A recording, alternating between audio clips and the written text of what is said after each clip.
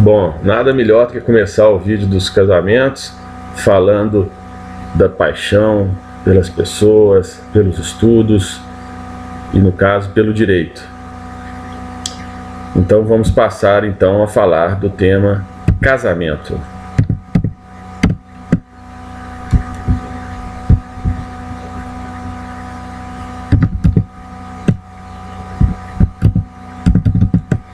Vamos lá. Aspectos sobre regime de casamento.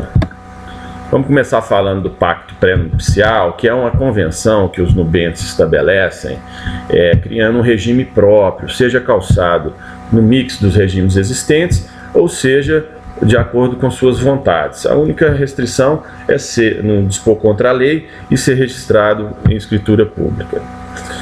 Bom, a comunhão universal de bens é uma regra geral que estabelece a comunicação de todos os bens presentes e futuros dos cônjuges a se casar. Então comunica tudo, herança, doação, se tinha casa antes, enfim, está renunciando a tudo, dividindo tudo com o cônjuge.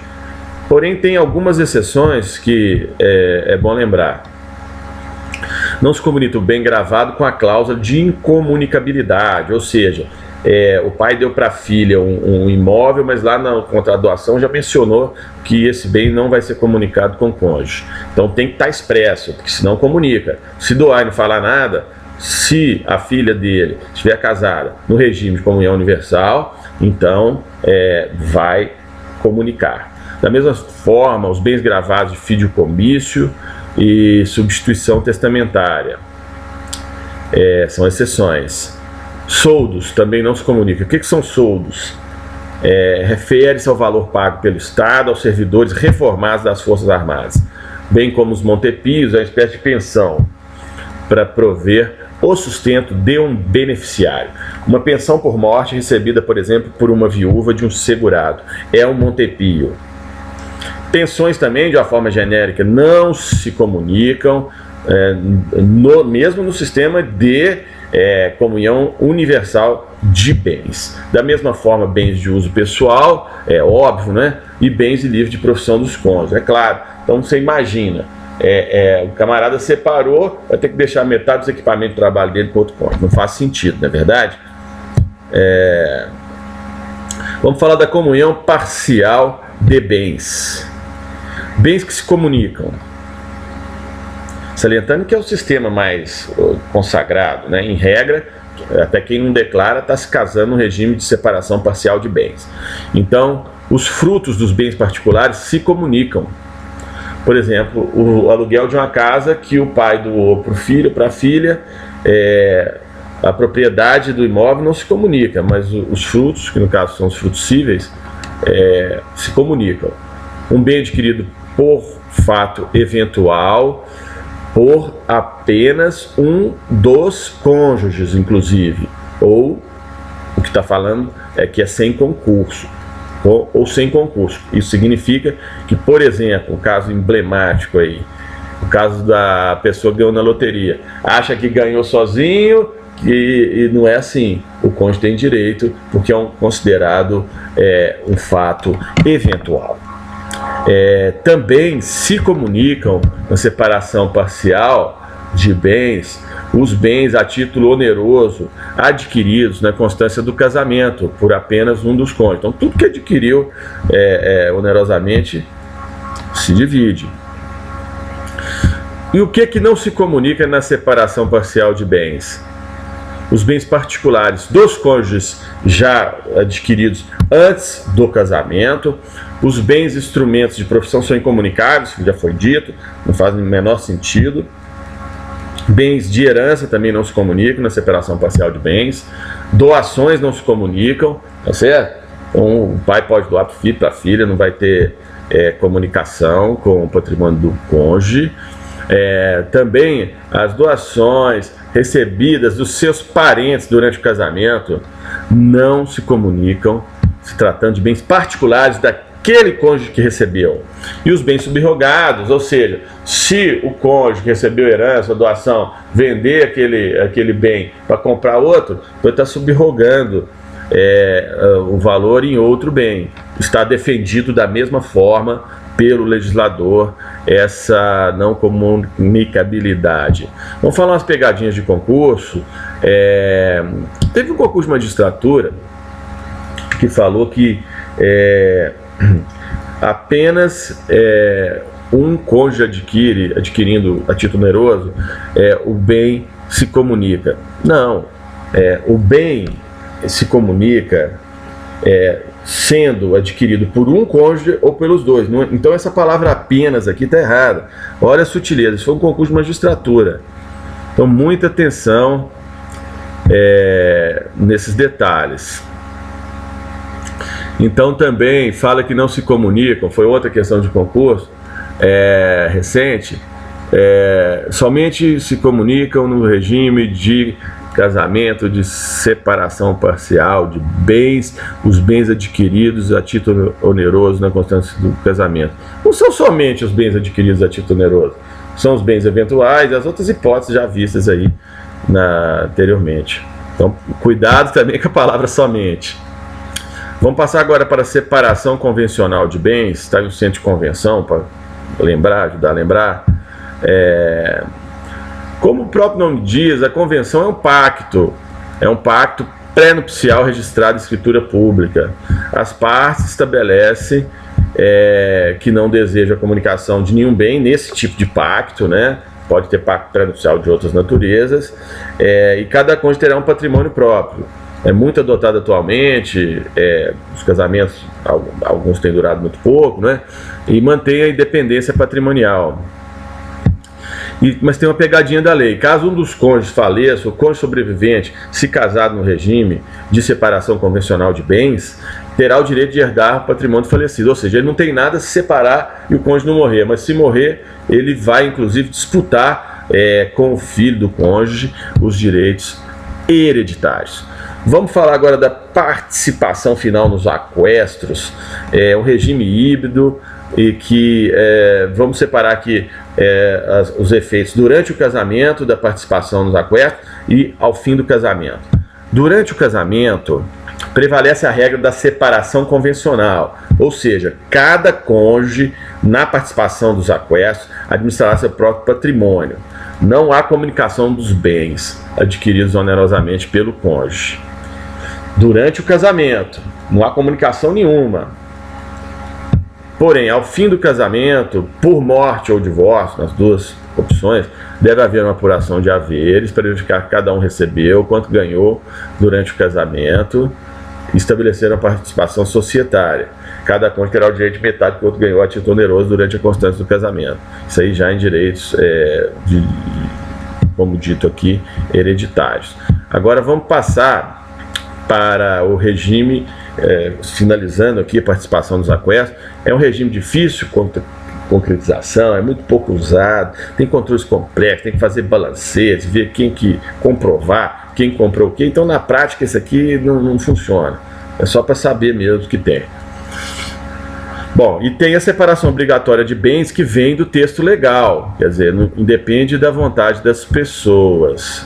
Então lá previstas hipóteses no artigo 1641 do Código Civil Brasileiro, tá certo? Que estabelece que para as pessoas acima de 70 anos a separação é obrigatória, pessoas que dependem de autorização judicial e pessoas que se casam sobre condição suspensiva, quais sejam o viúvo que tiver filho do cônjuge falecido enquanto não fizer inventário dos bens do casal e der partilha aos herdeiros.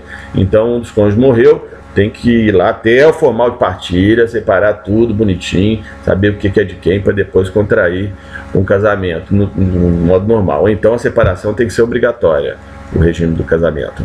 A viúva também, ou a mulher cujo casamento se desfez por ser nulo ou ter sido anulado até 10 meses depois do começo da viuvez ou da dissolução da sociedade conjugal. Então é bem interessante que aqui é o viúvo ou a viúva, os dois, no inciso 1, enquanto não fizer o inventário. E aqui fala a viúva ou a mulher cujo casamento se desfez por ser nulo ou ter sido anulado até 10 meses depois do começo da viuvez ou da dissolução da sociedade conjugal.